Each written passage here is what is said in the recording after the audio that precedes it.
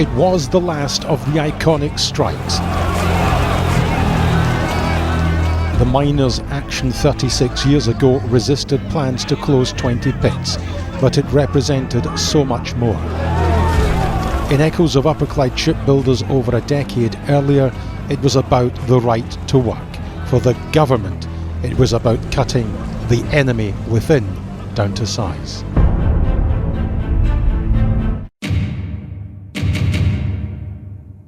Yes. Okay, Early, like. Hi guys, and welcome back to Beyond the Lamplight Podcast. So, last time you all came, we had Tales from the Coalfields. Today, hopefully our episode's going to be Tales from the Picket line. So, we'll gradually get into the strike, how people's experiences were, and things like that. Yeah. So, we'll just fire off. Yeah, I wanted to ask a question that was quite across the board, but I wanted to ask it right. What do you think drove Margaret Thatcher to dismantle the coal industry? Was it purely economics, or was there a deeper political motive behind the closure? I think political. I do as well. Yeah. I personally think it was because of the 72 to 74 strike. They want to back on them. I think because we fetched the Heath government down. Yeah, we did. And she was going to say, well, we're not fetching me down. Mm-hmm. That's why they call her the Iron Maiden. Iron Maiden. Mm-hmm. So you think it stemmed from the strikes that have happened beforehand? It had nothing to do with the cost. It was breaking unions. That was the first case. Taking on unions and defeating the unions. Yeah. And subsequently, even to this day, you can see the backlash. Oh, definitely. The unions being smashed. Oh, definitely. Definitely. I mean, what Margaret Thatcher, when she come into power, I think her main thing was to smash the unions. The only way to smash the unions was smash the miners. Yeah. And us, we fell into a trap really because she brought the bonus scheme in, didn't she? Mm-hmm. And she just upped the stockpiles and stockpiles. She done a U-turn because she didn't have enough stockpiles. That's my opinion, like. Mm-hmm. Well, you're right. And then when she had enough coal to see the country through. Yeah, that's interesting. Right. The government saving themselves, sort of thing. I do think we, at the time, didn't realise how prepared she was to use the full power of the state, especially the police against her. She gave the police a good pay rise, didn't and the army, they were well paid. Max was saying that, she was the biggest pay rise ever got. Was after Thatcher, prior to the miners. Yes, Well, an overtime ban, was it a year or 18 months? Prior to that, everybody thinks a Scargate called the strike and he didn't. It was like the young lads like us were just up the hearing it. Tell we're going on strike. You know what I mean? Because he got a lot of flack. Got a lot of flack from different people. It all stemmed from Cottonwood, didn't it? Cottonwood. Yeah. Cottonwood, because they were out long before us, weren't they? When they threatened their closure. That's still available on BBC iPlayer if anybody hasn't seen it. I've seen it. I've seen it. Yeah. And how did it feel knowing that the government was targeting your whole entire way of life, and what sort of effect did it have on you and your families? I don't think people appreciated it at the time. It was just miners with a union and with a grievance. You're not shooting quarries. You're not throwing people in the door, especially when it's still a viable pit. That was the agreement. And then Cottonwood happened. It was viable, there was coal reserves, and they were still going to close it. And Scargo said, no, you're not. You're not closing it, right? But the issue when the ballot, because it was signed at a national level in the union, they said there's no need for a ballot. By Knots and different places said, we want a ballot. And that was the deciding factor in the split. And from then on, it was always an uphill battle. Yeah. We did have a ballot though. I thought it was at the end of the day because what it was. And the ballot was for us to strike or not to strike. Permission to bring her out on strike, and we had a ballot for that, and they brought her out on strike. So the other people that said we didn't have a ballot, we did because we give the executives permission to do it. I mean, they wanted individual ballots. Yeah. I worked in Northumberland when the strike was on, and I had 3 votes for that strike. and they've got passed all the way through it. Every single colliery in Northumberland voted to go on strike. You know, and people say, like, only person that disagrees with it now is, I'll tell the truth now, it's the Scabs. Saying I never got a ballot. Because they were that showing up, man. So before the strike happened, what was life was good down the pits, wasn't it? You were saying that you've got quite a bit of money towards the end because there was lots of overtime for them to stockpile stuff. What was the first murmurs of the strike happening? Well, actually on an overtime ban for 12 to 18 months prior to the strike. Right, okay. So no one worked overtime, did they? So where did they get the stockpile from? They just weren't They got using it from Hull, they got it from all over Europe, Poland, South Africa. Oh, they were bringing imported and coal. unbeknown to us, unbeknown to anybody, they were stockpiling it, getting the police ready, getting the army ready, and some they had a plan aspects. beforehand. I don't know which. But it the also was plan for it. subsidised by the government. The imported coal was subsidised by the government. Yeah, so they probably paid You more. know, So basically, the government said, to hell with the lower class. yeah. But I think that they were demanding that we have a ballot. And when you think how hypocritical it is coming from a government who's got MPs, every single issue that they debate in Parliament doesn't go back to the constituents or whatever, whoever they represented. You've elected that MP to vote on your behalf and to act on your behalf. And our delegates, as quite rightly said, they were there to act on our behalf. They were our voice, so in a sense, we did have a ballot because our delegates were carrying out our wishes. So the idea that we did have a ballot was real. Said no, we want a separate one for our county, for us, and that's when the split happened. And it was it caused all sorts of problems. It's ironic it's something as well, Nottingham, because in the 1926 it was the Nottingham Scads that broke the strike in 26 as well. I'll tell you what annoyed me was a 72-year-old man telling me, 23-year-old, to pack your job in. McGregor. He got a hiding when he went to Northumberland, went to Elton College, he got pushed out of a little fence. You thought you may as well have got a bloody Academy Award for it. You know what I mean? but he was It was a push like that, wasn't it? Yeah, he was the same man that turned round and said about Western Colliery being the jewel in the crown of the coal industry. There's also a man who put a brown paper bag on his face, tied his face. The same man and that the got camera. some strikers shot in America for going on strike. So, you know, at the end of the day, he wasn't snowy white, was he? I mean, the miners we were supported. We were getting food parcels from Russia, from America. You got balls from Russia. you got soap like that. You didn't need a shave, it just burnt your face. In the beginning, then, did you all vote to go out on strike to save your jobs? I did. And then Buses, what obviously was- for the Scabs. Is that right? Yeah, I So, was like, going to say, everyone what was was on the the- feeling Bush off as well. in the community towards the ones that went back? Hatred. Hatred. Honestly, it was as strong as that. Still to this day. Oh yeah, Yeah. like Once a scab, always a scab. Oh, definitely. I agree with you. I definitely agree with you. Some people say, oh, but only went back 3 weeks Yeah, or 2 weeks. What happened to that strike? And it went on another year. exactly.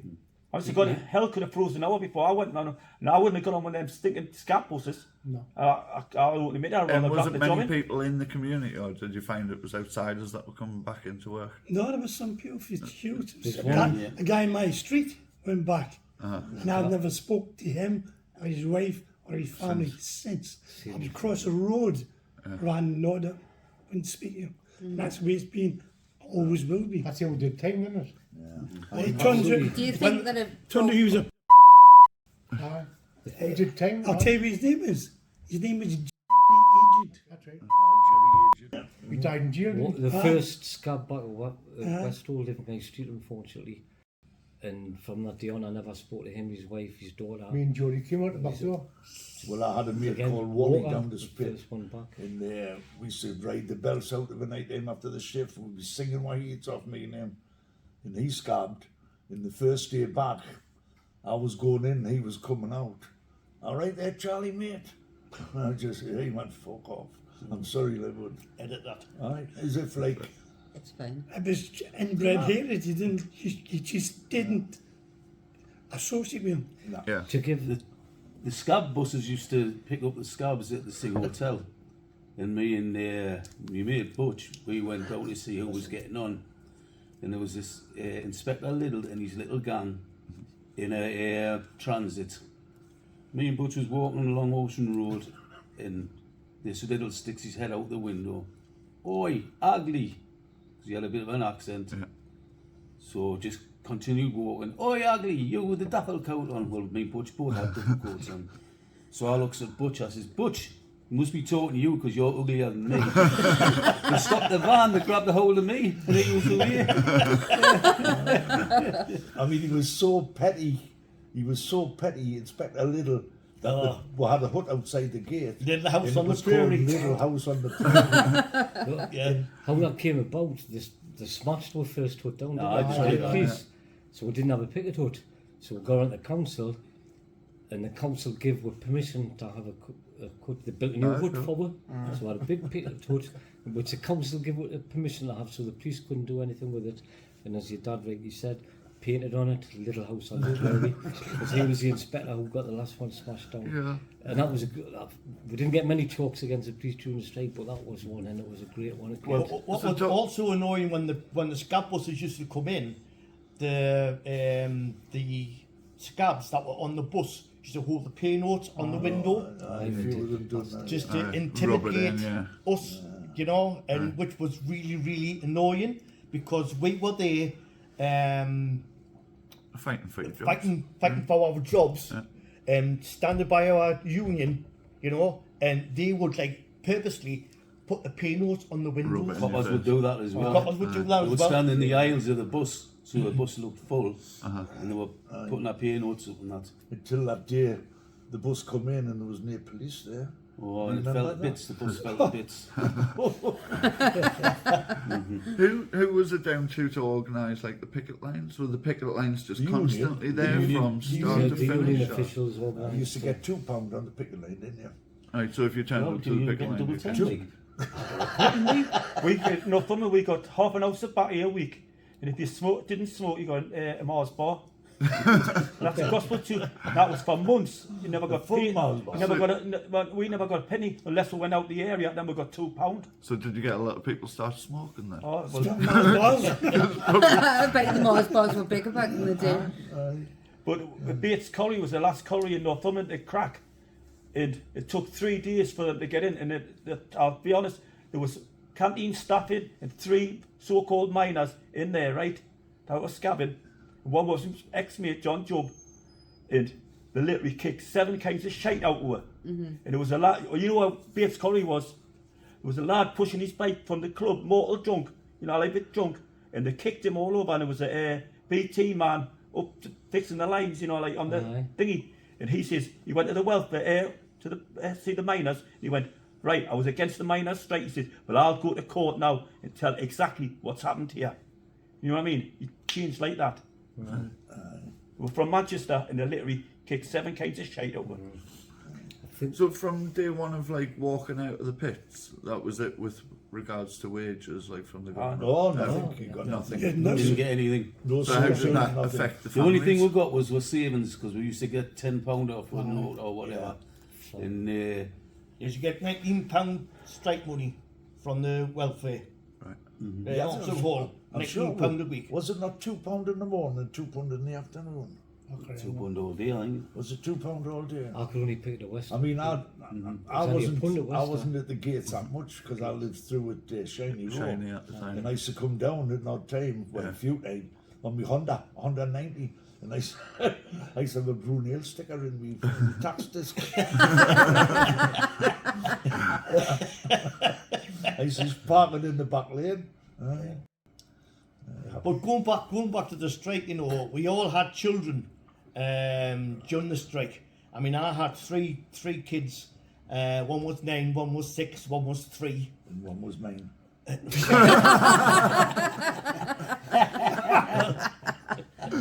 I don't know which one, but anyway, and we all struggled to feed our kids, you know. And we used to get a sack of potatoes, a tray of eggs, 24 eggs, and either tomatoes or beans, And that was it. Eggs, chips and beans, egg, chips and tomatoes, wherever. And But- chips and meatballs. Meatballs. Aye, meatballs. But we got through. We had no heating in the house, you know, and to bathe my children, I used to brew my own beer, and used to have like a fermenting bucket, and we have them standing in a bucket What in with the front beer of a in? With the beer in? No, I drank that chap, and in front of a paraffin heater To wash them down. to wash them down. That's what we do. You know. Shocking. Well, I lived in Whiteley's Way, and there was a lass who had 2 kids. Her husband had left her, so she had to vacate the property. And there was a notice board, on a notice board it said, does anybody want to swap into a Corrie house who's got a 3-bedroom house and lives close to school? Well, that was me. I lived about 900 yards away, and I said, oh, we've got to swap. So we went to see each other's house, and she agreed. So I said, sure, come on. This is on the 5th of February. We thought, right, Charlie, we go in there, all the carpets. And a couple of days later, Joe Pringle came. He said, that lass will like her carpets. I said, all right, fine. Gets a carpet. So I've got bare floorboards. I've got a fire. No radiators, no radiators, no note. And then they strike out. And who's that now, 3 days Joe? later, Denise says, I'm pregnant. I thought, oh my God. So we had no coal, no wages, no carpet, No telly. no note. We had absolutely none. But we got by. Yeah. We got by. And when we did get Picket money, it was at a time when the breweries fetched with the little orange canisters. You could put, I think it was 4 pints in it. You go to Whiteley's Club, go in, say, in a trust of honor, and the barmaid, bless him, they'd say, right, do you want a couple of pints for you and your mate while you're waiting? I said, all right, yeah. She poured a couple of pints out. I said, I haven't got me, my mate's not here. I said, 2 for you. I'll pour this. And we go on the street. I'd sit in the front garden because it was a fantastic summer. We sit with They run it when it was a bit. yeah, it was The fantastic. thing is, though, during the strike, the community got together. Brilliant. I mean, Everybody got together. Miners had a good community spirit anyway, like socially, and on evenings and We stuff had a like good that. sports still day have. during the strike. And we still Remember the have. sports day? But you found that the Sorry? community Sports just day we stepped had, up. yeah, during the strike. Yeah. Can I say some more to finance? Everybody's saying how skin we were, which is absolutely right. I think one thing we should mention, how determined Thatcher was to defeat us. You were deemed, however much benefits you got, or whatever benefits you're entitled to, Thatcher deemed that we got £15 a week strike pay, but whatever benefit you were entitled to, that was deducted. Hey. That £15 was deducted from your benefits. Didn't have his number like that, like, but that was a Just another kick in the teeth. Friends and family, shocking.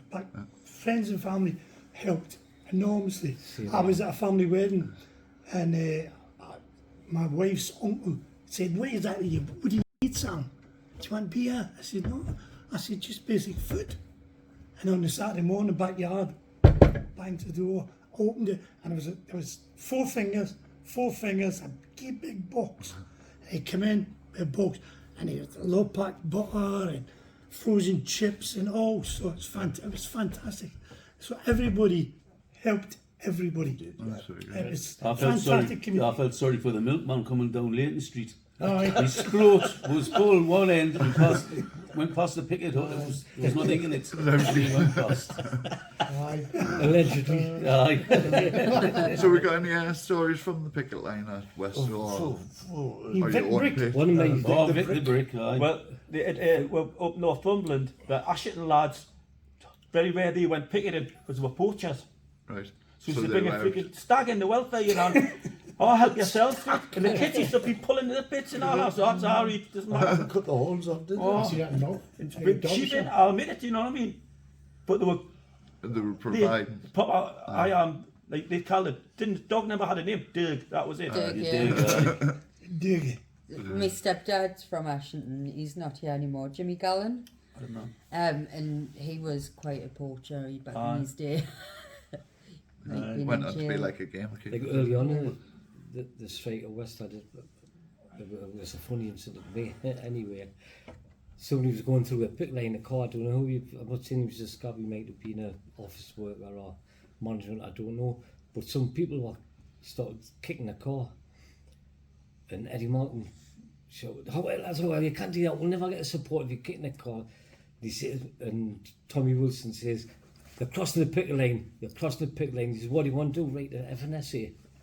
Was it not George John? Well, it was Tommy Wilson that says, "Oh." Well, It was Eddie trying to stop and says, "You can't get the car," and Tommy said, "Hold on, Eddie's going to write them an essay," which I thought was quite funny. I mean, I had two Jack Russells during the strike, and they could hear the scab bus before we could. And he used to start shouting scab, and he used to be barking all the time. Well, the lines were back at the Picket hut, and our lad used to call Geordie, used to go around for a Barry White around there. Well, in the Picket hut, there was a lad called Norman Scott sitting right at the far end. Well, unbeknown to me, the dog had rolled in the Barry White. Right? So Norman Scott's sitting there in the Picket hut. He sees the two dogs come to the door. Come on then, come on! And the dog jumped up on him. But you know, going back to the strike, yes, it was a sad time for all of us and all of our families. But the fact is that we all stuck together. Yeah. I've The often shoulder said to it was shoulder. Solidarity, all stuck together. I used to say it was the worst year of my life and it was the best year of my life. Oh yeah. Because yeah. the solidarity and the camaraderie. Yeah. You only remember the good times though, you know what I mean? So were the police presence there from like day one All at the the time. picket All line? the time. It got worse when the Met came. The local coppers and that were no bother. I mean, I've seen 100 pickets on the line and 2 coppers, and then the Met come and they just straight in. It must have been. Used to be We'll all- see the thick Geordies. We'll teach them a lesson. Yeah. But Go on. one at the one they wouldn't have.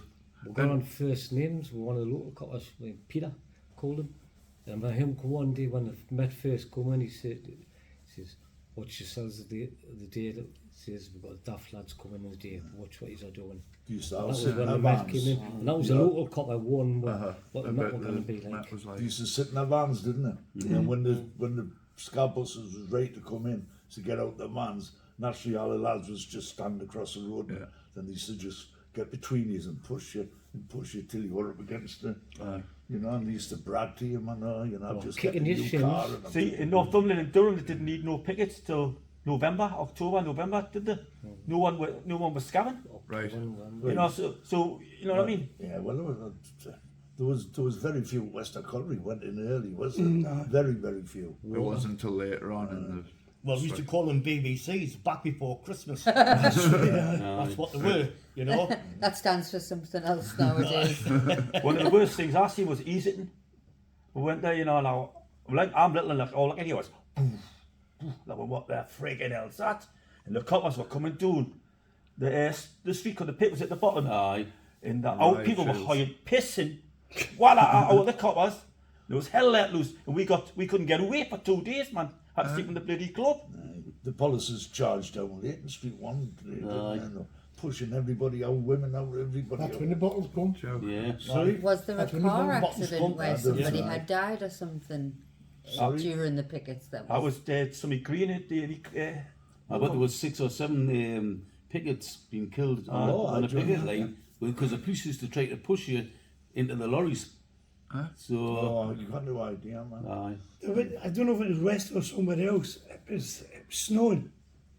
And the lads made a Aye. snowman. Over a The bottle. bastard coppers ran over it. I thought, all right, we built the next one. And they built it like a big brick stone pillar. Cool. Put it up. Concrete bollard. Is that West though? That's right, was right. And somebody put a pig's head on with a copper's helmet in, and he tried to drive through it, and boom, seen them all. And another one is somebody came out the picket hut when an inspector came, where his chauffeur in the car and parked outside, and somehow the window went out. That's right. I know, did it? I don't know how, like. No, we don't know. We don't know. We don't know. I haven't seen him. Did you ever go to I've Glass and seen him Dock do it. in Lancashire? Glass and Dock. I didn't. It was like a road coming down like that, and like a bend, and at the dock. There was a teacher. This is in the August, you know what I mean? We're stopping the coal boats coming in Lancashire. And the teacher used to make with cups of tea and, you know, like, and bacon sandwiches and all that. Lovely bloke. And somebody supposed to hide a brick through this lorry driver's window. He went storming down the bottom, straight through the bloody caravan. Did he? Oh, In the aye. truck. Wow. And the, you know, what do you call it? Forklift. Forklift. Somebody drove a forklift into the water. And the bloke come on, who's going to pay for that? Went, Scargill. I mean, we were at Silverdale and we had to go to a funeral for this paper lad who got knocked over by That's the right, aye, we police did. van. You were there, Mickey, that yeah. time, Yeah, aye? I think that's the one that I And was. it was heartbreaking. The young kids just doing his just paper like- around, getting knocked over by the coppers, killed. No, nothing was in the It's all paper. brushed under the carpet. So, a lot of people used to travel to different venues to strike, didn't they? Well, not to strike, but to picket and stuff. yeah. And you's met a lot of like police presence on the way where they would turn you around and stuff. So they try and disperse you. Who was it that would organise like going to different venues? Would it just be again the The unions? unions. But the union was very aware that We were at their Derbyshire. phones were tapped. So they had to, The running room, do it? We ended up at, not go, we ended up at Sherwood Forest. Was a little pit down there. And all it was two. Ainsley Curry. Was it Ainsley? Aye. Ainsley Two Curry. rows of terraced houses, the pit gates in the pit, and it was just all black, was soot and everything. And the coppers had to was protect dozens us on in there. Aye. There was Yeah, only they come about from- a minibus of us that got through because we went all around the back lanes and everything, didn't we? And they were trying to stop See, us when you from went getting away, to that place. I don't know about Durham, but Northumberland would go away picketing. They used to go on a Sunday. So the police didn't realise where we were. See, you went to Bold in Lancashire. We'll go down on a Sunday morning instead of going down on a, you know, like, so we'll be there in the thingy. I mean, the police they invoked old laws where you couldn't go from one State law. one county or district to another. And that was going back to 16th, 17th century. The reason they give for arresting you, because we believe you're travelling and there's a danger of you causing a breach of the peace. So you're getting arrested for a potential breach of the peace. But you never, such a law was never it? went to court. Did you stop you on the day? Yeah, well, It's ironic. Decker's got the Orgreave t-shirt and believe there's even a Truth and Justice campaign that's still going now.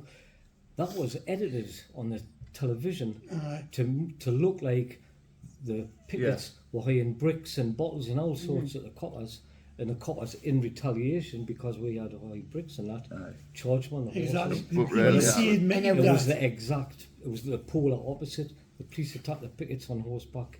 But that's why I was leaving Sorry, because sorry, no, it's okay. And it was in retaliation that the only weapon you had was a bloody brick to defend yourself against police on horseback.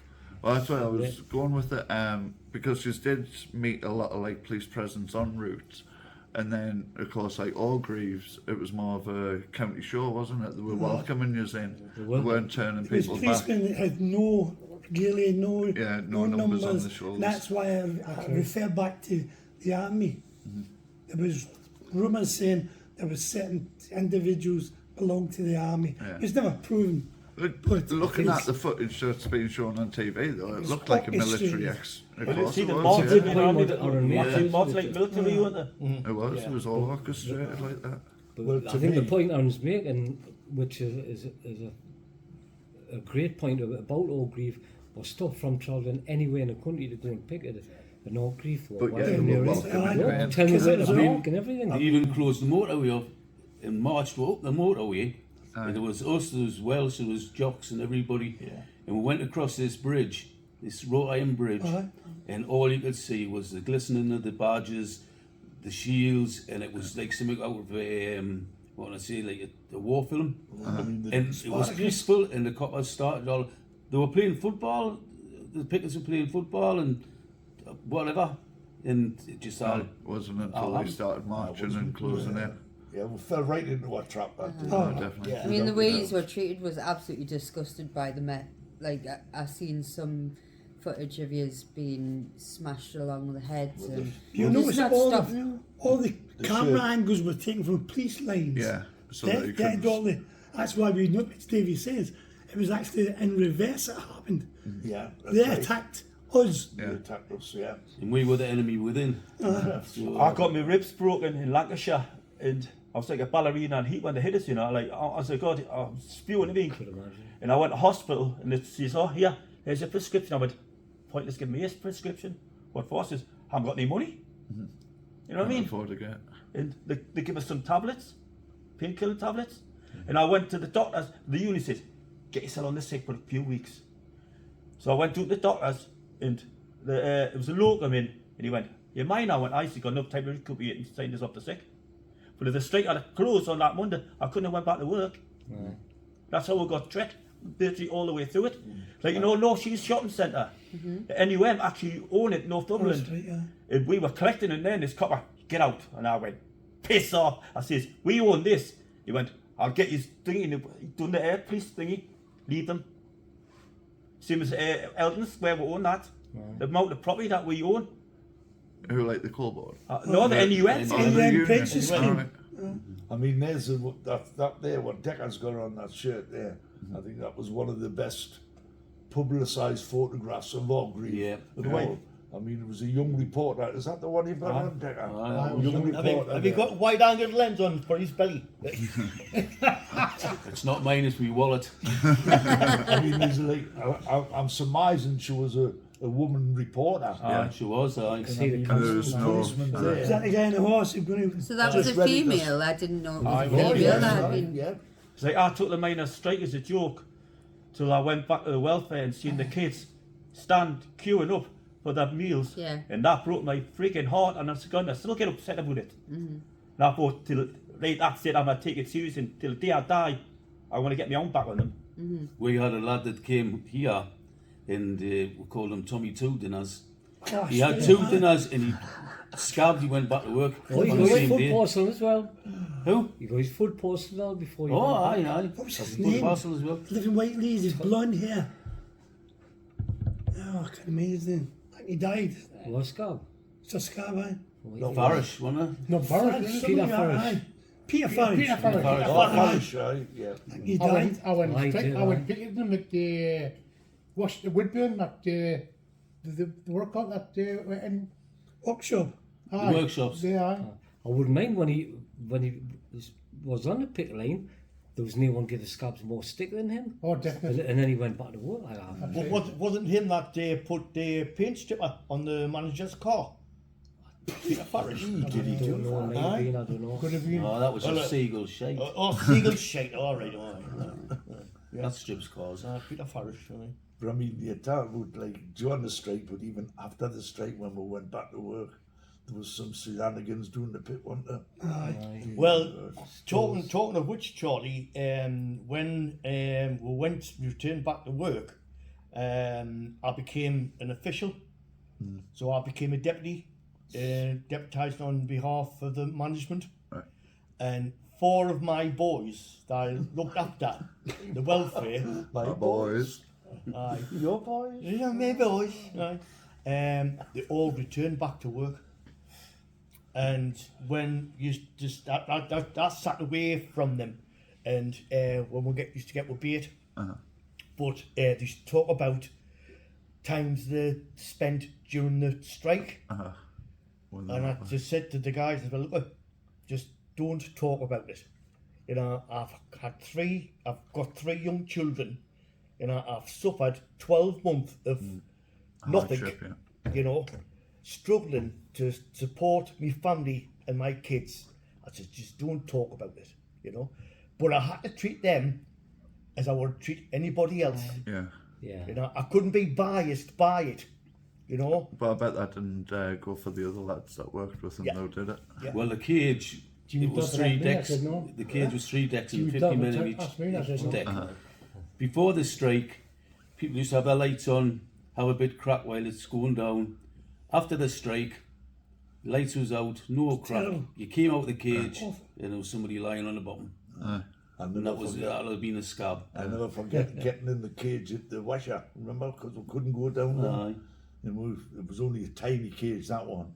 And Jimmy Telford, the old man, he was in the cage that day, and I forget who the scab was like. But all the cage was just starting to go down. And Turn your lights off. Turn your lights off, lads. All the lights went off. And all you heard was, ow, ow. And while I got up the key, he was lying on the deck, this scab. And there was on set since the Jimmy Telford. Who done this, right? I said, I've never seen nothing. I've seen nothing. Aye. The bastards. But never mind. The atmosphere changed. Yeah. Totally. You know, from The hatred from runs deep. doesn't it? prior to the strike, everybody, you know, we saw a light coming, didn't matter who it was, we'd send them some snuff or have a bit of talk.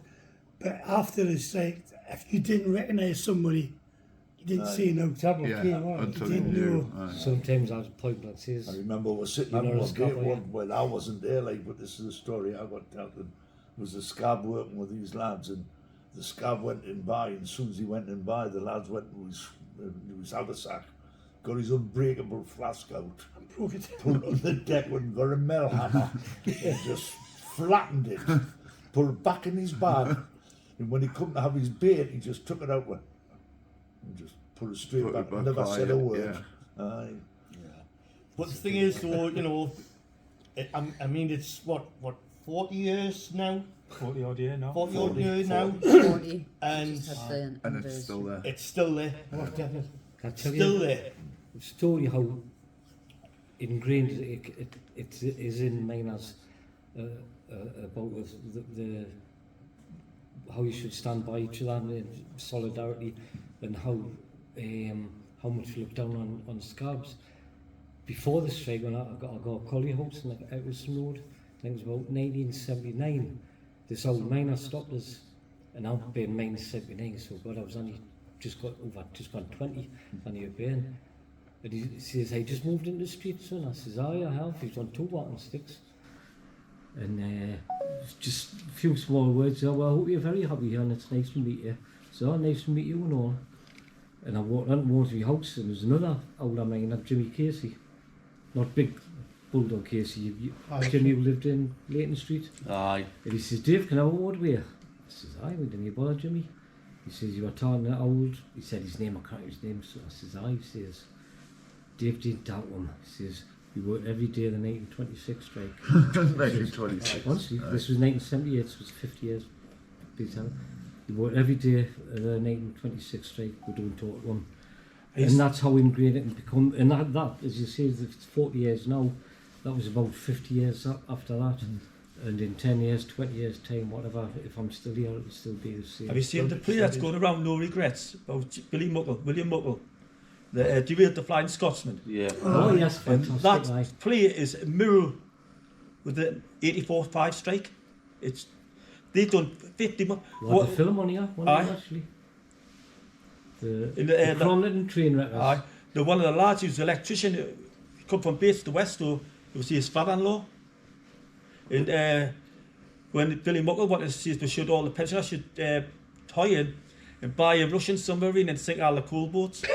You know what I mean? But you know Blythe Harbour? Yeah.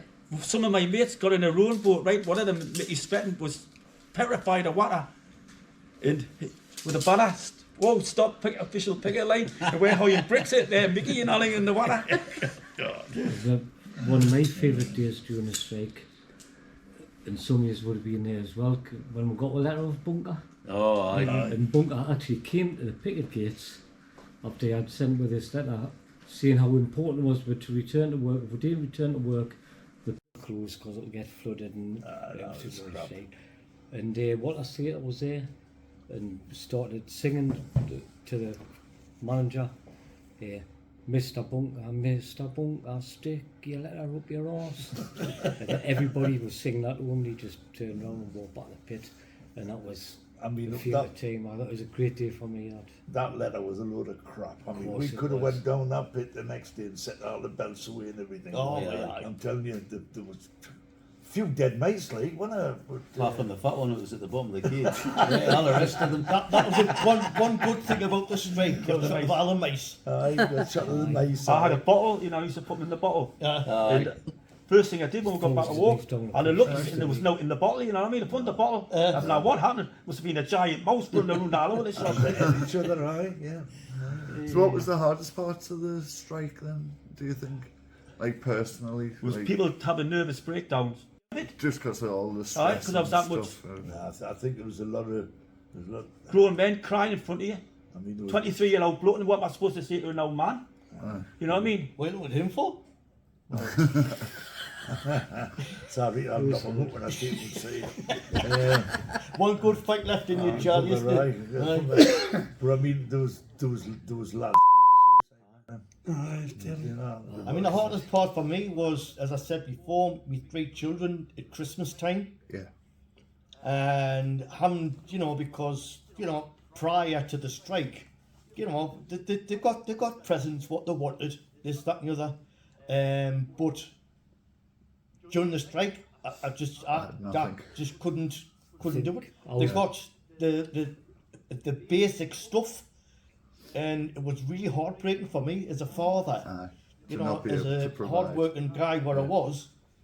It, your horn, Sorry, I had a bit of cough. oh well, I think I was lucky my wife got a job during the strike, lucky. Part-time at the hospital.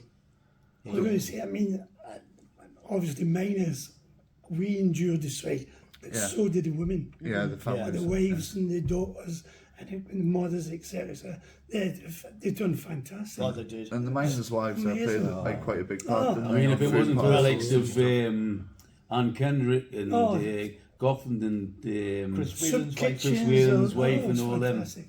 we would have been stuck because they were here. We thought I'd The do old place, not this new one, GMOs as well. doing meals for the kids and everything. And I mean, we tried to raise money and all, didn't we, ourselves? Like Tonto having his head shaved. You remember that? Aye. When he finished, he had sticky plaster. He used a big razor. I went away collecting in Sweden through the strike, and the way we got suckered in, the lad says it was brilliant. I'd been picking at Elton Colliery, and they come over, sitting in the welfare wagon, you know, like a cup of tea or something, and they went, we want 2 single lads to go to Sweden. And me and my face just lit up, you know, thought, free love. Yeah. Pickles. No, Jan. Might it be a bit cold and all that, you know, doesn't matter, we'll go. what was that for? Went collecting in Sweden, in Denmark. Collecting. Denmark. What, like donations? Donations, Ah, But I mean, there was what firms. what do you think made like other countries Oh, stand behind? Oh, miners. Political. There's was miners just- in every yeah, country. As I say, Russians and Americans, Canadians, it was also sent out, and it was then sequestrated by the government, who held the money back. Any funds that was donated, they said, you can't get them. They're getting sequestrated. Almost like Steel sanctions, was 284, he got about 50 grand. Something like that. We when I went to Sweden, there was a big shipyard called Kockums. It was the biggest one in Europe, massive it was. You had to get buses to different parts of it. And if we had had a letter of the union, you know, like Heatfield or Scargill, we would have made millions collecting, but they wouldn't give a letter. Well, We had to stand just with a bucket and get the money there. there was firms, man, wasn't there? Like businesses, they used to collect and donate a miner. Like they would like pick a miner who lived in that area, and they would collect and then. It was fantastic. Can you remember Talentine? They had a television shop. Aye. I went to see him, and he said, the television knacker. He said, right. And he turned out, he said, are you a miner? I said, aye. Give us a television. Who was that? I think it was Talentine, I think. It says that it was on Fowler Street. No, it was doing next to Brinkburn Allotments. Right. On the corner. There was a television teletype show. on Mowbray Road as well. Aye, I was pretty sure it was, aye. There was a lot of goodwill from the public. Like, Oh, it was, yeah, like, without a doubt. Mine Goffs didn't like the miners. Because we were marching, there was Aye, that's right, a television shop and Put all that. stickers on his window, didn't we? Put stickers on his window, and he came out, and there was hundreds of us, and he was pushing his way through, trying to grab a hold of everybody. The coppers came through. They had a bit of a rough time as well off him. and they used to hate the miners' goffs, like. And I wouldn't mind the mother-in-law working in our canteen. Did you? That was Nancy. Oh, Nancy, aye. That wasn't the poison dwarf, was it? No, that wasn't the poison. Oh, the dwarf. poison dwarf, my God. Didn't mention anything with a poison dwarf. Do you know what it is? Josie Gaffin breakfast. That was a good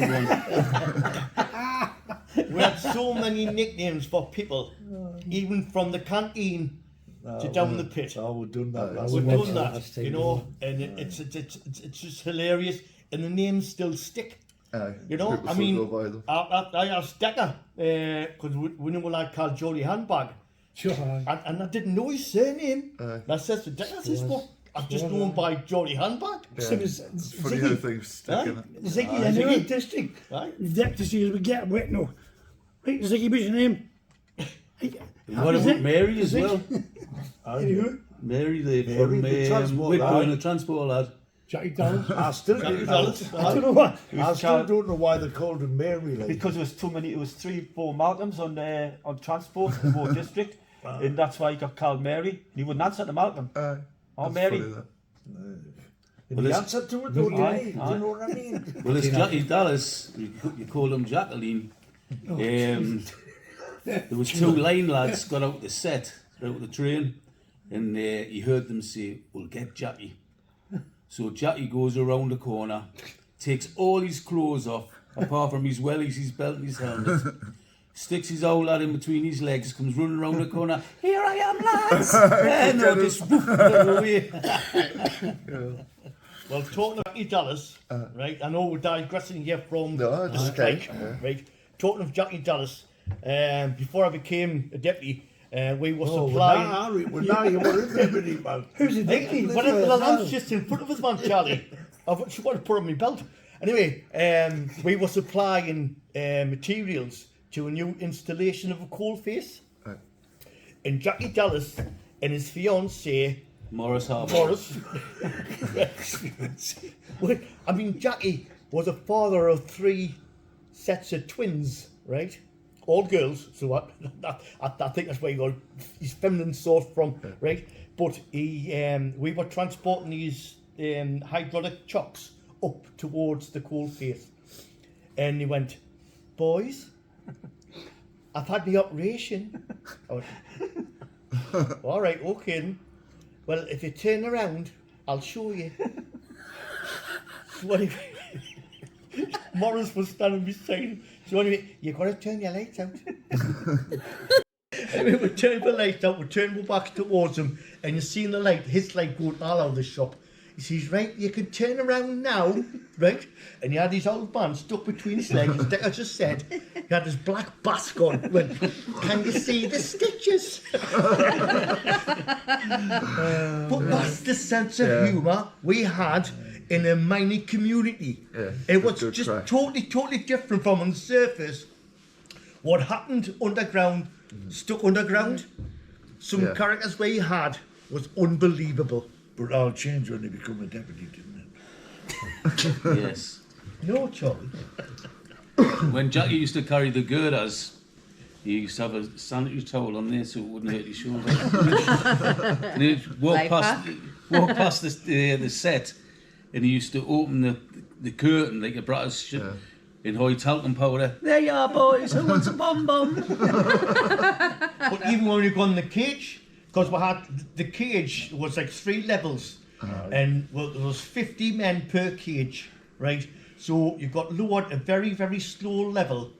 Then the winder man just dropped the cage, and I can't remember what speed it was per minute, but it was really, really fast.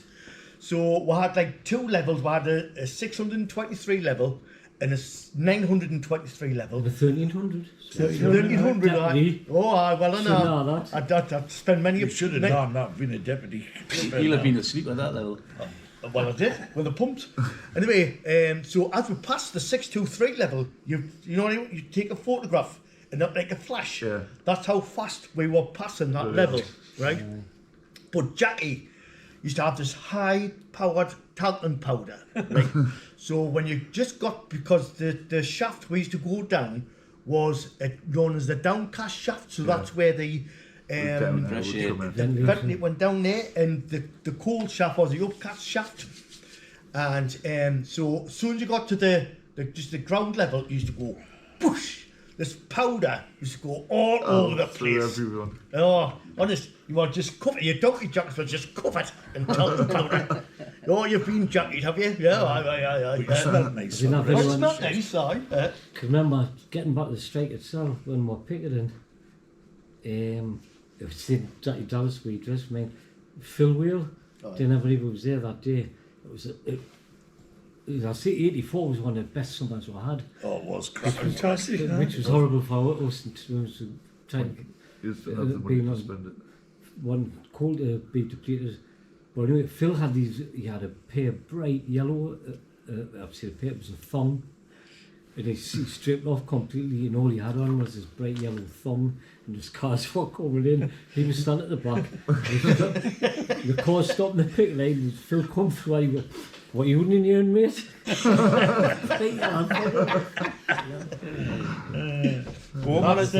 a fit sense of humour. Yeah. I had a day shift job. I got a week before the strike, and I stopped the manager going in the pit, and I went, "Can I have a look at your card, please?" "Well, you know who I am, Billy." I went, "Oh, but you haven't got your card, you're not getting in." And so he had to turn around, and the next day he come, I says, "You got your card?" "Aye, no problem." "Okay, then," I says, "By the way, I'm on day shift when I get back." He says, "Aye, every 4 weeks." I ain't done it to his mind. Going back to the strike as well, we'll come back from Picket forward in a car with Tonto, which is what we mentioned before, and we stopped off at the Pot and Glass, the pub. Was it Pot and Jug or something? Pot and Glass, I think it was. So he's locking his car, so we rush in and we says, "There's a lad will come in and he thinks he looks like Charles Bronson. So when you see him, just say, 'Hey, you remind me.'" So we're sitting there and he comes in. He's only that high. Like that. "Yeah." "I know what you're going to say. I look like a film star. Charles Bronson." He says, "Yes. He says, "Everybody says that." Free of everybody. Well, when he got arrested for Tow Law, there was hell on because he was the pie man. We used to get pies donated to from a butcher's in Bowling Lane, I think it was. Aye. And he got arrested, and there was nearly a riot. The coppers had to stop him. You can't arrest him, he's a pie man. And when you seen his car come over the hill, because it was always misty, it looked like a motorbike. It ran on Red X, and it had one main beam, and it looked like a motorbike coming over the top.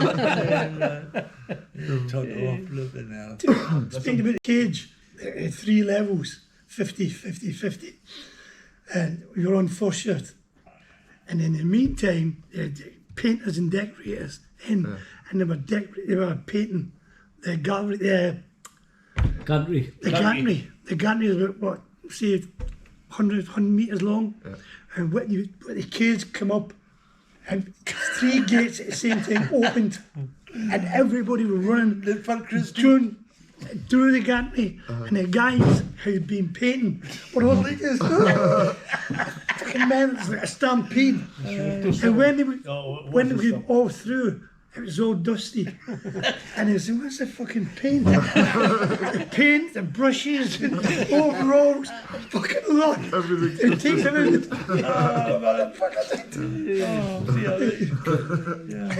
The strike was one of the things I remember doing the strike I had to stop going away picking because it's when I first got MS really.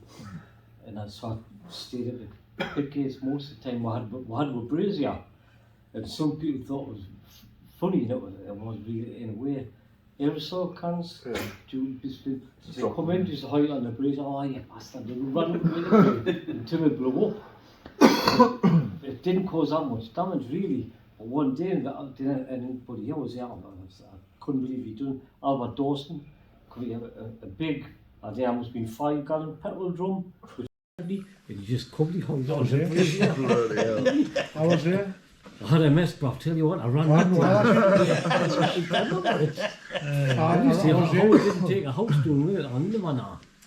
You know, when you go on about the deputies, We were, you know, when you sent me, you know, like when you're going to blow the...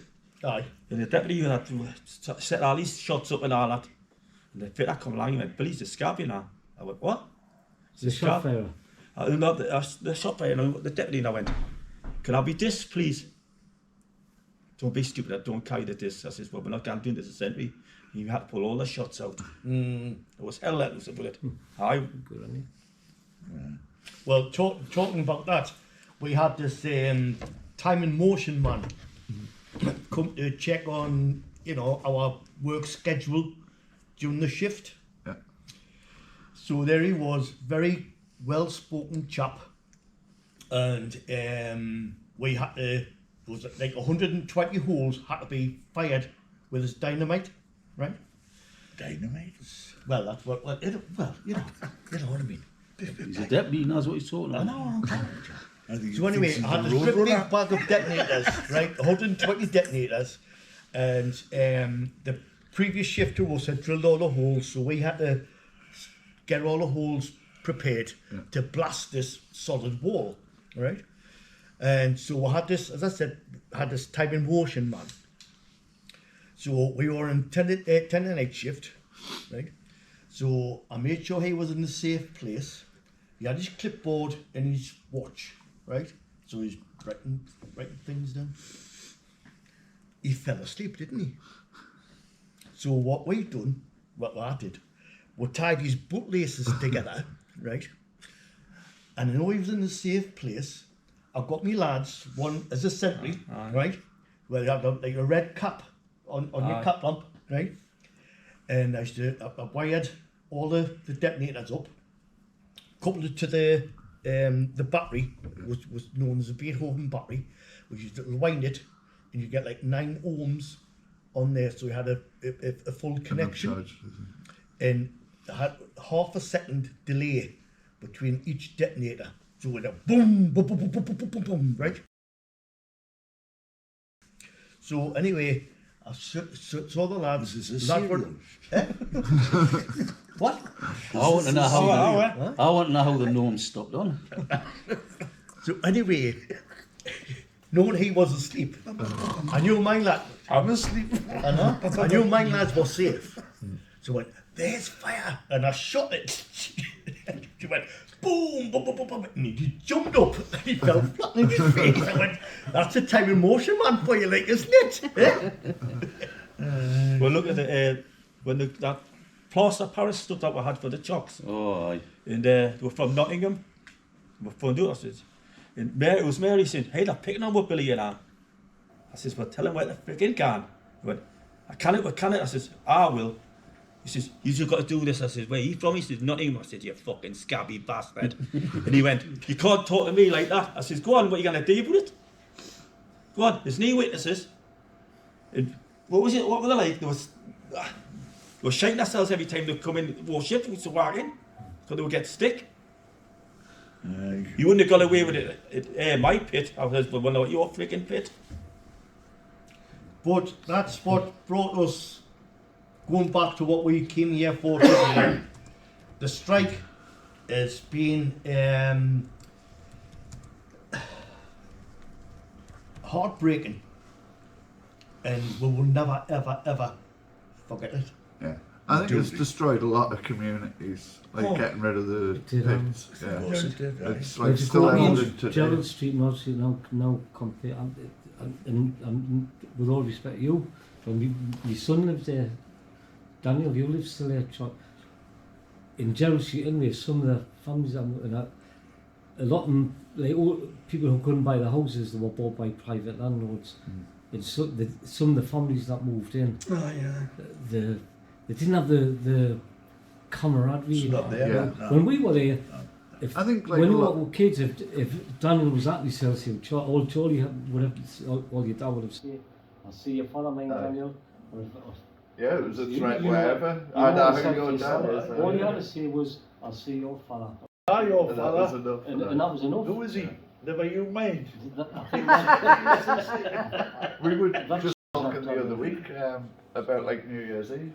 Like years ago, Yes, like when the pits were open, you could walk go down the on. street and every aye. door would be Oh, open, it but was, now aye. nobody speaks to Right, anybody. you're right, Tom, you're right. And like little villages like Horden and Eason, Wiped they're out. so dilapidated They're now. Where obliterated It's now. hard, Then. whereas like back when they had the pits, Somebody told me in Safe Harbour when Seam showed, the taxi driver was the next biggest employer. When you go back to the strike, you know, we went back to work and we're supposed to go through the review programme. So Bates and Horden were the first ones to go through the review programme because for 21,000 at the time to get a barrister. And we actually won the review and they still closed the pit. it was the They review went back to on see their whether own the words. pit was viable to keep open. Aye. There was loads of that open. I think know we were the only county that actually won it. Because we're talking about the strike, I think it's important to mention that we've touched on it. It was not about money. We weren't striking for an extra penny, even No. on the wage. It was to stop the jobs. pit closures. A lot of people And thought when it the was. strike though. started, either didn't. A lot That's of why people thought it was. Had the misinterpretation. Well, I used to go picking in the morning, go and collecting in the castle in the afternoon. In the stick, sometimes I got, you know, you greedy bastard, you know, how much money you on. And it wasn't about money, it was to keep the jobs. It was Exactly. initially So the thing is, though, you were lighting the people's homes. Aye. You had We kept obviously running if you were getting stick for that. Thatcher called out a Scotland a liar. He said Thatcher had a plan to close 70 pits. Yeah. So So, he called Scotland a liar. And to be fair, he was wrong. Because you had a plan to close 140 pits. Not I was 70. just saying this Yeah. morning, Everyone I left. talking about I that. can remember watching, after the strike, watching Heseltine get up in the House of Parliament, and he was speaking for a quarter of an hour, and he had a list of pits that was That is shut. closing. Aye. And in that quarter of an hour, he put 140,000 men on the door, Aye. and he never batted an eyelid. They tipped a load of coal outside his house, his gates. Should have been horses' shite. Well, when Westover closed, we went bowling all at 3:30 in the morning. And I went, yeah, and I went to bed. Well, last phone us up, she says, you never told us the pit was shutting. This is what you're freaking talking about. Go downstairs and turn the telly on. I turned the telly on. College was shutting, we didn't know about it, did we? So you had the Not rubber Nick Clue. from underneath your feet. Aye? But the That fact was, of it the was matter is, all you know, planned. Yeah. there's thousands of tons of coal out there underneath the seabed. 100 years. Still to say. Oh, Let's go. To Sweden and We're an island Denmark, built on coal. all the way. Aye.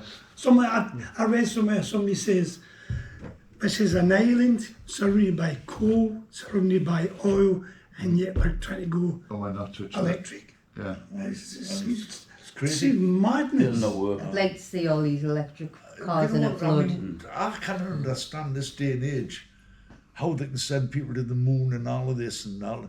How can they not build a power station that will take coal And refire the and do harmful away stuff, with the yeah. smoke? You know, like a smoke eater. I Meanwhile, just it's can't smart Well, remember. they used to on the now fires, to didn't be they? able to come up Sorry? with something like that. Domestic fires used to do that. Right, that's what I'm saying. I just cannot.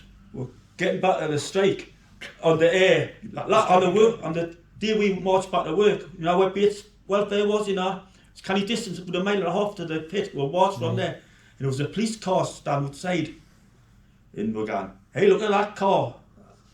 And I don't know who done it, but we put power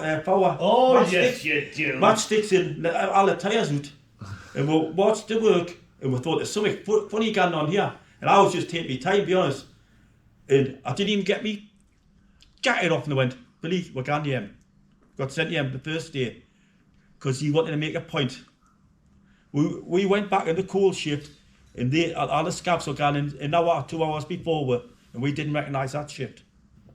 So the next day, if you do the next day, you'd be sent home. So we marched again the next day at the same time they let me in. But we had like 2 weeks on bank to clear all the rubbish, you know, like all the damage that was done to the colliery. They wanted to prove who the gappers were.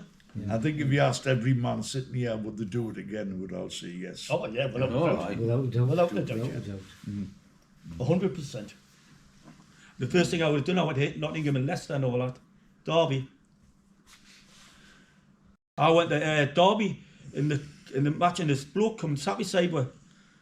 He was a Geordie miner down Derbyshire, and I went, "We on strike?" Oh, no. I went, fuck, I said, don't talk to fucking scabs. But I'm in the Castle fan, I said, I could give a freaking shit. You're a scab on. Even more so. Sorry, I always think it was all planned. I think, as a general rule, I think the government thinks 20 years ahead. And I think in the 1980s, as Decker said, we're going to go on strike. And Thatcher gave in and said, no, we're not ready yet. That's right. And then we got all ready with the army and the We police, stepped right into what traffic. the traffic, you knew it, everything. That was all And we did, and it coincided with one of the nicest summers we had for years. Mate, it was lovely. Oh, it was fantastic. I would like to know what it cost this country. Oh, Billions. Yes, I would like to Definitely know putting how much all I them think was people close on the to door. winning. I think we're close to Well, winning. very, very Because close. when you were driving up the motorways going past the big power stations, what they weren't showing you was the middle of the stockpile, everything was pushed up towards the road, so Yeah, you so would you couldn't think that see what was it going was on. still there. Maybe it's another couple of months, 3 or 4 months we would have won. I remember, last year I went to the Jarrow have a festival every year, Rebel Town Festival, and Scotland was speaking, so I had to see Scotland speak. And I didn't know, I don't know if anybody else here used Mate, but I didn't. In October, the NUM had a meeting with NatWads and Buckham, and all three unions came to an agreement how we could return to work. And we could have been, Scotland says, well, all agreed, and we could have been back to work in October. But one of the Buckham representatives had to phone the coal board, and the phone the coal board, they phoned Thatcher, and Thatcher says, no, not accepting No that. settlement.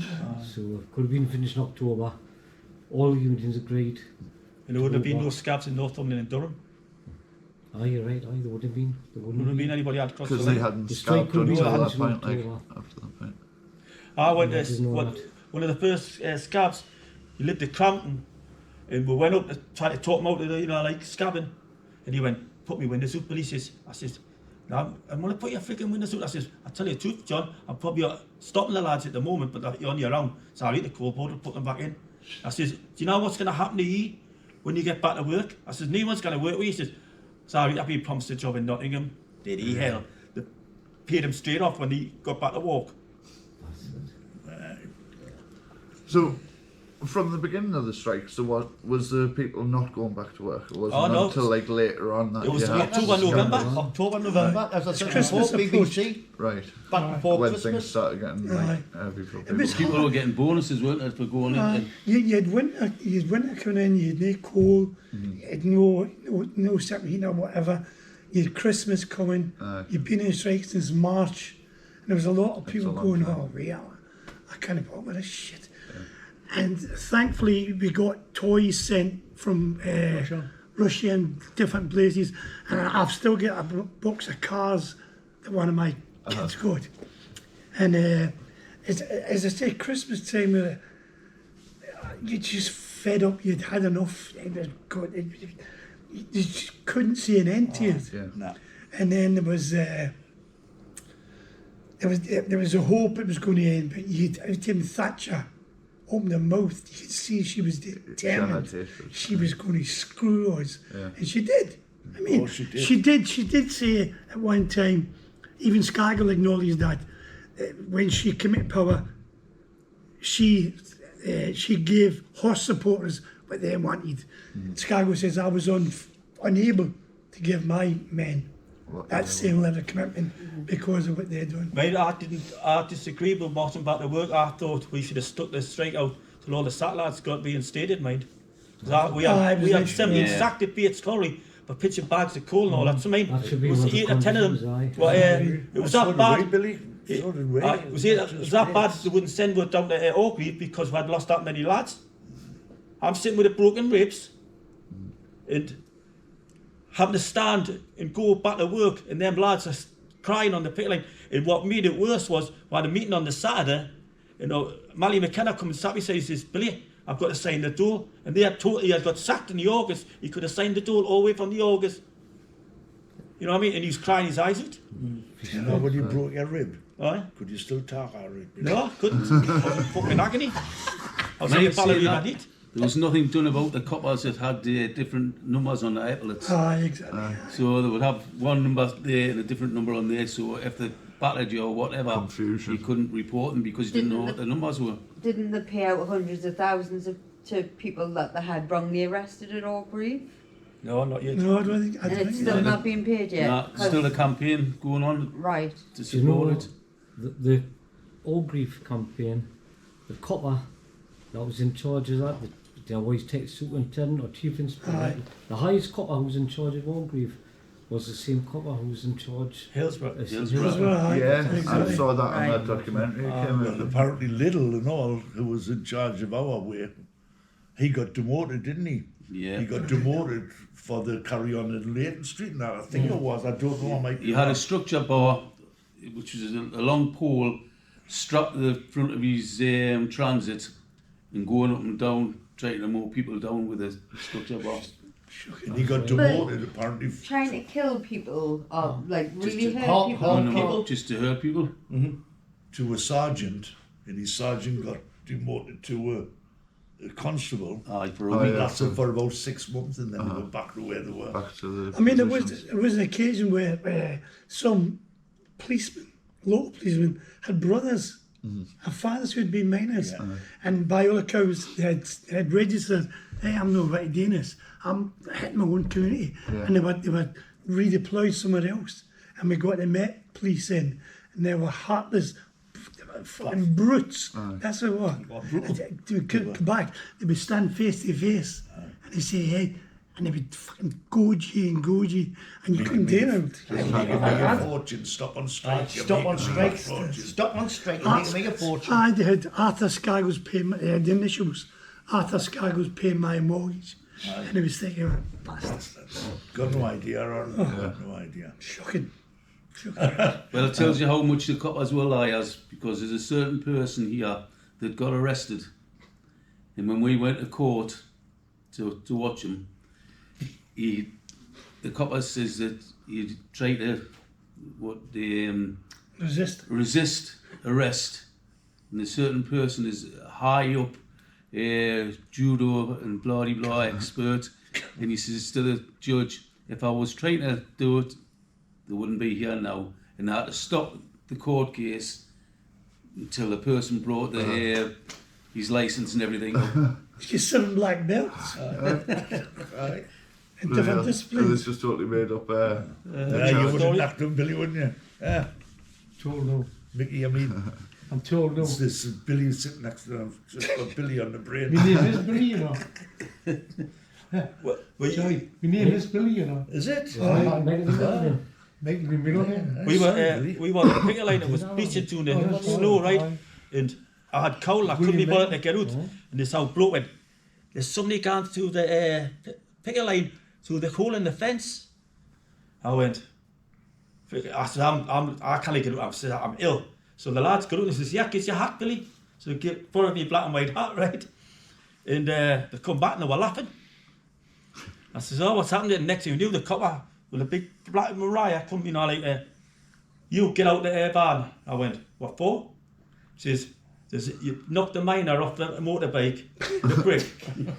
And he's recognised it's you, he wants to see if it's your face. I says, I'll tell you what to do. I'll get out the van if he gets out the van at the same time. And he wouldn't get out the van, so they just drove away. It was me mate, one of my mates had done it. He says he had one shot, knocked him off the bike. But the little twat never told me. And they and give you the hat back. I was sitting there thinking, Yeah, Billy, you take the rap. oh, aye, but the laughs were hard. We did have a You only can remember the good times, didn't you? We were pinching coal from Bolton. There was a guy from Bolton, I forget his name, and he had a big black dog. He said, watch us. And he'd go out and get a stone, throw it in a coal heap, and then double go in, come back coal. And that was what he doing. Trying to fill his back up. I remember we were going to Elton once, one day. Do you know the Lynmouth Hotel? Do you know Lynmouth? Yes. It's Elton and Lynmouth together. And we're sitting, hiding in the back of the hotel. And we're sitting there, you know, and you're half asleep now, like 6 o'clock in the morning. And next thing you knew, the van opened, right? And two lads were kind of get in. Then they realised that we were pickets and they were scabbing. You know what I mean? And they ran like the clappers, you know, by the time we sussed it out, you know what I mean? And we're driving through Limbos and we're seeing 2 scabs squatting with a coal, you know, like, and them thingy. I went there, stopped the van. Ronnie Campbell was in the van, you know, when he was gapping an MP, then he went, oh, don't. I went, stop the van, they were going, Pitchy's cool, Billy. I says, fuck, he's fucking cool. It's a Friday, I'm getting his wages. We chased them, you know, and we couldn't catch them. We couldn't, you know, like... You couldn't be a very good runner. You couldn't catch somebody carrying a bottle of coal. No, they hide the coal. I got a coal though. That's what Milky Leg got done for, wasn't it? Milky Leg from Bolton, collecting coal. He was going to get sacked, him. Billy Gibson. My mate didn't even walk the pit. He went with Phil Will, pitching coal. Aye. He didn't even walk the pit. He got arrested. That's what the strike brought people to. Yeah. To steal. Desperation. I've got to hold my hand up. I was walking up from Bowden Lane, cutting through the underpass, and they were putting a fence up, and they put these stakes in every so many yards, and I went. So that night I went back and I saw and I saw every fucking fence post down, tied them together and carried them back for fuel. And I could just imagine it on the morning sit. And piss a lot. Well, do you know West Allotment? Yeah. West Allotment, there was to be like Christmas trees. One of my mates pinched the Christmas tree, started the Christmas tree, you know, like down in 1984. And when we got back to work, you know, he says, I'm not buying a Christmas tree. He says, I'm going to fucking do the same what I did last year. So he cut the Christmas tree, took it in the house, but I had sprayed it with all that shite stuff and all. Couldn't get the smell out of the house. When the strikes finished, did all of the pits like reopen at the same time, or was it like a regional thing? No, like I think the same time. I think. Yeah. The same but day. they tried to kid with that they couldn't produce coal because there was that much maintenance had to be done because it was a load of crap. It was a load of crap. Yeah. Made it Bates, we lost the whole district. Right. The new big and drip, but it was Borden Pillar. It was Borden Pillar for the new big and drip. The whole lot come down. West was like a palace. Apart from his 24 like. Apart from your end. Apart from my timber. Well, Westmore used to pump 3.5 million gallons of water a day. Out. Aye. Yeah. It's funny that, you know, I was lying the other day and I was thinking, I wonder what it's like down there now. Do you know what I mean? Just like trying to visualise the roadways and that.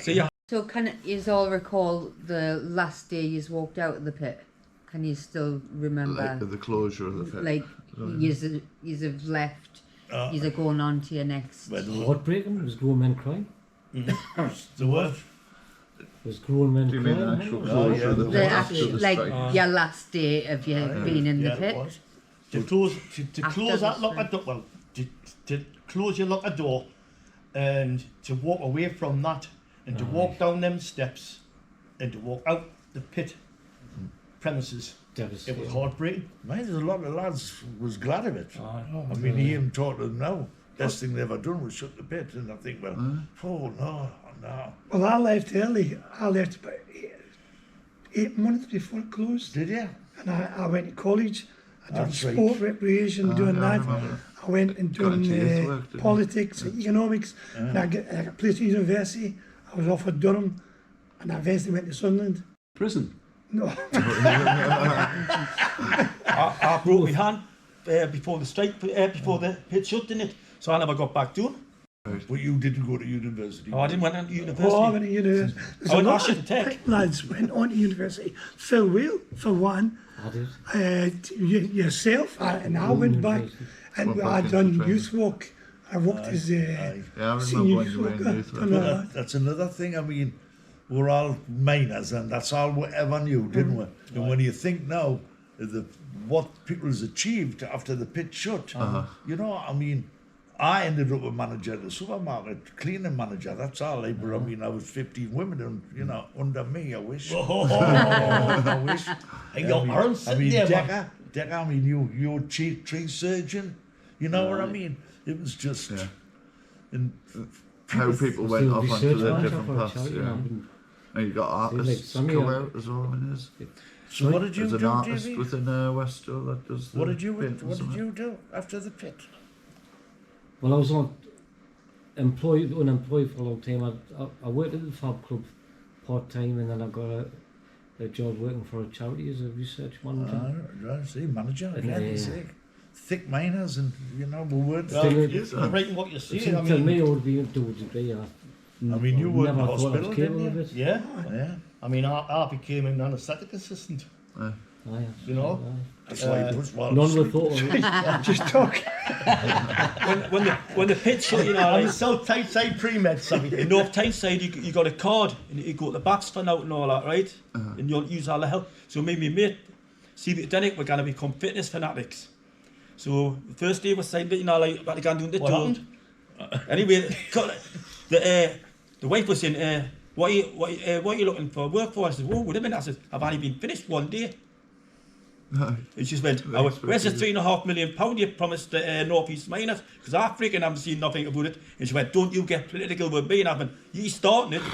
Anyway, we come up the door and he had a card. Like this, I went, what's that? He says, oh, it's a card when you got the sign on. I went, hey, I haven't got one. He says, take your hours. I went in 5 seconds, written it. Anyway, we've got these cards, to go to the baths. We weren't allowed to have them because we were minors. We were getting redundancy. That's how much we got. How petty they were. That was how many? 8 years after the strike. To help with, didn't it? I mean, I got driving lessons. I got no me. Did you not get nothing? No. I did. Yeah, I mean. Heavy goods. Sorry? Heavy goods. Heavy goods. All right. So they put you into training if needed. To bring you back into the thing, I mean, to work. I'm trying to think of the words. I can't. But some of the courses you went on was only a 6-month bricklaying course. That's right. Plumbing course, and you're classed as diamonds because you've only done it for that long.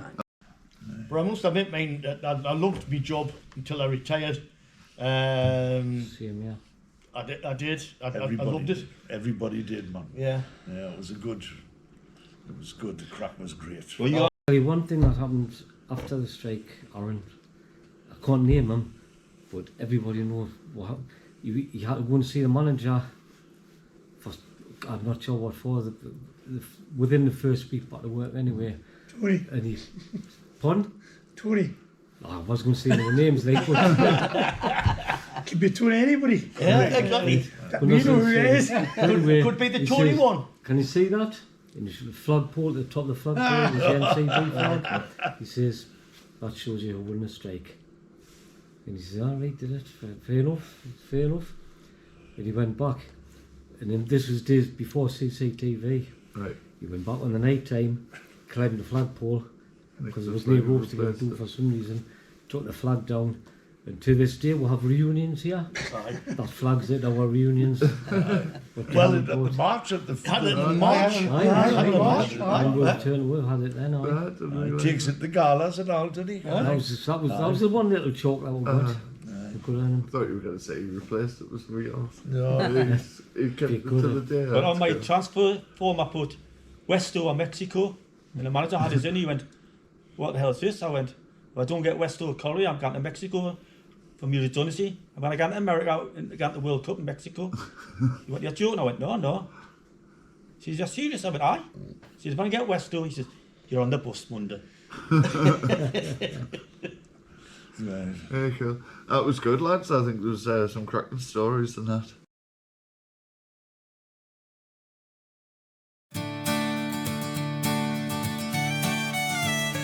In the shadow of the Yorkshire hills on a summer's June-lit day, the miners marched for justice with their hopes to light the way. With banners high and voices loud, they stood their solemn ground, but the sound of boots and riot shields was all that could be found. At Orgreave they met the line, where the law was bound by lines, with batons drawn and shields held tight, they brought the darkened skies. No justice here, no fair debate, just power's heavy hand. At Orgreave, the cries for truth were silenced in the land. The coking plant was guarded by 6,000 shields of steel, against the men whose only fight was to protect their meal. The mounted ranks came charging hard, their batons swung with might, and blood was spilled on England's soil in that unjust fight. At Orgreave they met the line, where the law was bound by lies. With batons drawn and shields held tight, they brought the darkened skies. No justice here, no fair debate, just power's heavy hand. At Orgreave, the cries for truth were silenced in the land. They called us thugs, they called us wrong, they turned the story round. But who defends the workers when the state comes bearing down? The evidence was twisted, the truth left out of sight. At Orgreave the people fought, but lost against their might.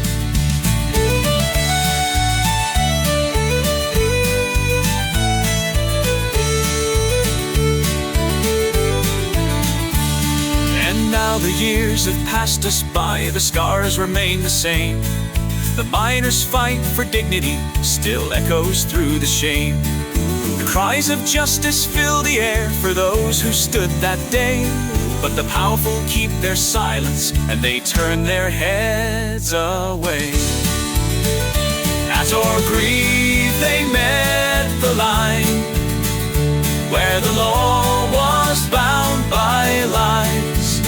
With batons drawn and shields held tight, they brought the darkened skies.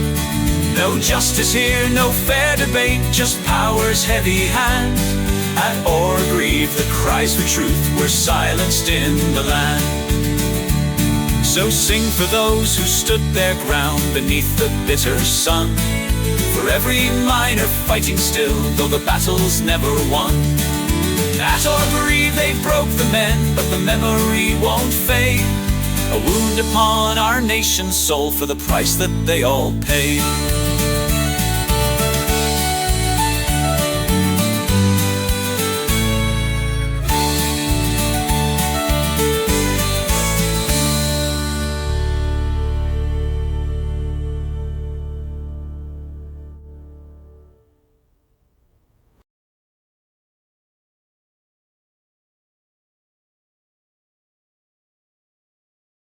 I'll tell you a story. One of the last jobs we had was salvaging. And what you would do is you go in, there was about 4 or 5 of us, and you'd slacken a nut off there, a nut off there, put a dirty in, put a rope on the dirty, go back, take a leg out and let it down. And normally the roof would come down. But on this particular occasion, we had about 60 yards, but it had fallen. And all the morning, we bags of stone dust, white dust. Yeah. So we said, you're supposed to take it out by, we said, just stick it in here. So we stuck this pile of stone dust in the grove. And somebody says, there's lights coming. And we could tell it was an official's lab. And it was the manager, and it was the deputy chairman, Big Tom Watson. Big Tom Watson. And he comes in and he's going, what's going on here? And I said, yeah, we're just going to drop the girder. And he said, right. And as sure as God, we went, right, Peter, right, Billy, right. Pull a rope. It came down. The whole fucking grove came down. Hit the white dust. You couldn't see a fucking thing. And we're like, and it must have took a good 10 minutes before you could even see. And they were walking out. And Big Tom Watson was white from here to there. And he pressed the button, lad. and they put like on the deck, and they go, oh, I dream of a It's fantastic. Oh, man. Well, we had this guy called Barry Carter. I don't know what it's for your time. We had a comedian called Charlie Drake from the northeast. Charlie Drake, aye. Aye. So Barry Carter, he was having this bad spell with these flasks. And I said to Barry, Barry, why don't you buy one of them unbreakable flasks like your dad mentioned before? He said, I says, fuck that. He says, like, trying to carry a mortar shell. So anyway, I said, all right, okay then. So we're 3:30 in the morning shift, and there was Barry buying a flask in the canteen, right? Getting his tea or coffee, whatever, brewed. He drank. So anyway, I said, right, okay. So he says, what's my flask? So bear in mind, there was 50 men in the cage, and he should always push back to get the cage down. And he said, what's my flask? So he honestly, he mothered it all the way. So anyway, we gets into our place of work, and I says, right now, I says, have you come up before you go on the face? So anyway, you all had the cup of tea. Then the lads came off from the night shift, and we were going back on, and I seen where Barry put his flask in a safe place, right? So I seen where he put it. So anyway, I says, how are you, lads? So lads came off the face, my lads went onto the face, and they were busy cutting away, and I got Barry's flask. Shut up, you. I got Barry's flask. So I took the cup off, and my water bottle, I put some water in his cup, right? And I put the flask upside down, turned the flask, and I turned it back over, and I put it back into that safe place, right?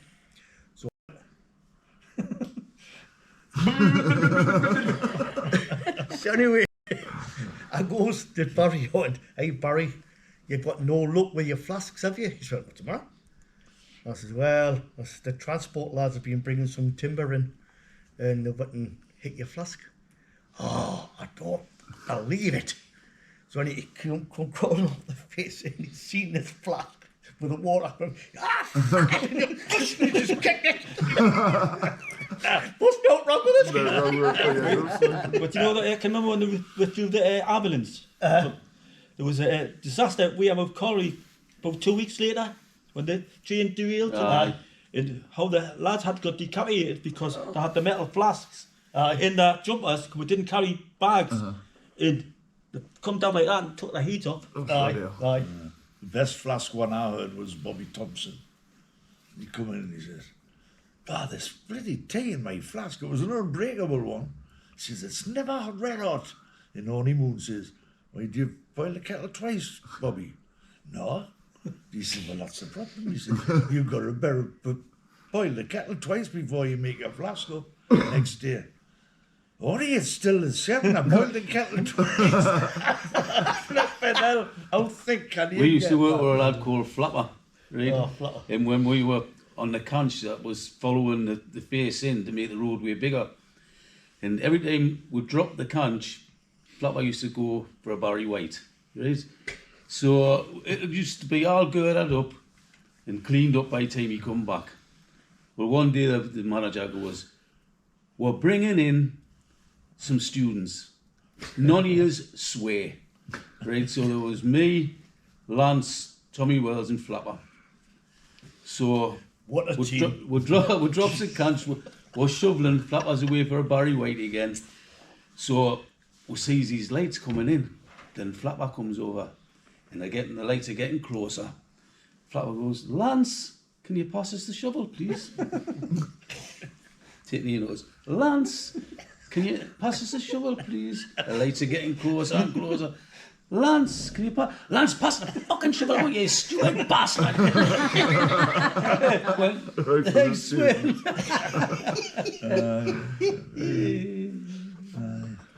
During the strike, the women's support group got money from somewhere. They put a trip bus on. I don't know where they went, but they just take the Benz out for the day somewhere.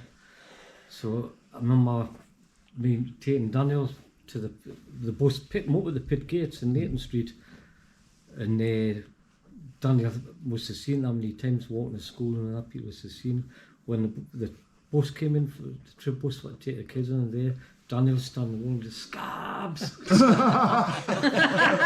Daniel's already throw scab bus. Awesome. Well, the part of coaches in Freddie Shepherd's place in Baker. That's where scab coaches were. Were they? Oh, I somebody done some of them. I knew being Newcastle fan, I knew it. Typical Newcastle flipping, typical scab lovers. Bloody hell. But the thing is, though, there was no toilets down the pit. You know, you had to get your own privacy. You know, and the stick I mentioned before, you know, your best friend, if you wanted to go for a Barry White, is your shovel, right? And I was with this lad called John Black. And you remember Blackie? It's my next door neighbour. Neighbour. And he says, hey, I'm bossing for it, Barry White. So anyway, he says, well, I can't get one. So anyway, he got his shovel, right? But bear in mind, we weren't working on the coal face then. He got a shovel, right? And I'll have to stand up and show you this. So anyway, he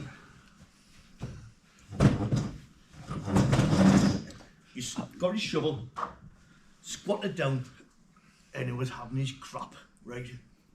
So me being me, I turned my light off, right? And just about, he's finished his crap, I moved the shovel away, right? So anyway, he stood up and he went, where's my shape gone? But that's the sense of humour that we had. I mean, when we first got the overalls, there was a canny few. I had a shake down the back of the overalls and put them on. Like that. Because they were hanging at the back. I Until they got the technique. I didn't know that. I had pants and jacket. I would you please edit it to make so it doesn't look like all we're done doing a pit was shite. Well, what Christmas parties used to be, canny. Aye. What's the matter with the machine? It's broke down. All of them together. Had some canny Christmas parties in the ground, didn't we? What do you call it when I got put on the Wombat with Mickey Woods, Alan Woods? And what do you call the place? The district in Buyman, from Wars. They used to have a Wombat. It was. And theirs went out about once every 6 months. Wars went out every time somebody had 10 or 20 quid in their pocket. Knock it. Straight in the bag on the drink. Got taken off it. Right, lads, I think like most of my stuff's running out of batteries and that now. Right, yeah. But I really appreciate you coming. I'm sorry, like I say, I wasn't a bit more organised. This through was the morning. Well, if I've turned up on time. Aye, that's it. Aye. If we do another one, Mr. Punctuality. we'll do it for 11 o'clock and we'll get here early and get it all set up. Well, I hope we do, because I think, you know, it's nice to hear a little bit banter, you know, and for you to find out of what we went. Well, yeah, and it's keeping the memories it's alive. getting stories down so that they It's don't getting have less to and less get of it now, them. isn't it? Should try and get some more women in on. Yeah, I mean they played a big part. Yeah. They picked, didn't they? Massive part. Who's that? The women. Me and women, Jim yeah. were filming on Well, telly that night. When we got back, man, Hi-Fi TV. I didn't know what's going to be on. They interviewing Jean first and then me. Oh, cool. And was that to do with the pits? Or? I thought it was about how they wanted a married couple who went through the strikes, how they managed that. Yeah. And that's Ronnie Peterson, and Ronnie Peterson Mentioned me and Jean, so they come to us. Cool. I'd like to be at the gala, the next gala, and get other people's stories from different That's mining. in June, So isn't it? Yeah. It's always the June the 12th. second Saturday in June. Right. So So we're just going to set up with our phones and a mic. Well, the last time I was at the gala, mate, last time I was there, one of the best days out you'll have in your life. we Oh put yeah, a, you know. we that put was a July. banner ready to go, July, isn't it? and yet we had to wait and June. wait. All these other Aye. different unions came through first. To hit It was as if in miners Second Saturday there's no in June. Took longer like there. a second. Yes, so I noticed that last time we went. Like there was way more banners than just like the Get pit everybody. banners. Yeah.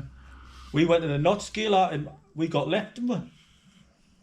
when I made Miser, and about 6 or 7 other West Dole lads thought, well, just went with my cousin. But they come back with them, we haven't plot. That was on purpose, that though.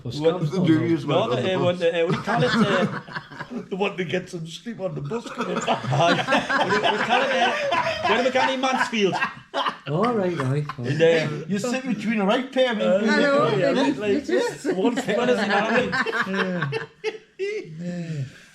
No, but it'd be good if you can get like a female input to your podcast as well, because as we all said, you know, the wives or partners. They were the ones that had to deal with this. Yeah, had to deal with it, but I think it's good if you can do that. Yeah. Who said you did? We could do a one on like the community things that you used to do too. Remember like the beach day? Was that a fun day or something? That was and the you one what the about raft. the sports day? Hey, Is that the sports day here? Aye, for the kids. They had a little bag of sweets for the kids. Aye, with the orange. They've done the same in Newcastle Theatre. They took all the kids for a pantomime. And in the bag of sweets, there was a little whistle. And fucking bears. They're trying to act the train. No, where's whoever it was on the stage, you couldn't hear a thing. For each bear. I mean, when you had the sports day here, we used to have the fair. I mean, That's right, aye. I used to put the big top on. I used to work for the circus. When he was a bear, like, set them up.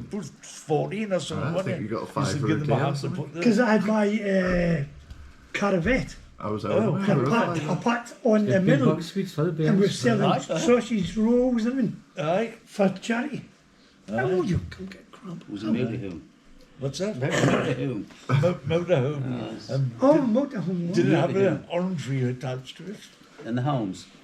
No. No rocking chair on the top. I was just thinking about Butch actually when I looked at the bowling court out here. You seen it looks like somebody's put weed killer all over it. Remember when he went to the park and he'd sprayed something and he killed all the plants? Butch had a motorhome and he had a rocking chair on the top for this. Don't forget to like and subscribe. We're getting a bit too old now for these adult movies. So, can I go on the course to do the voiceovers? And they're all sitting there and I'm going, oh my God, just sign and go.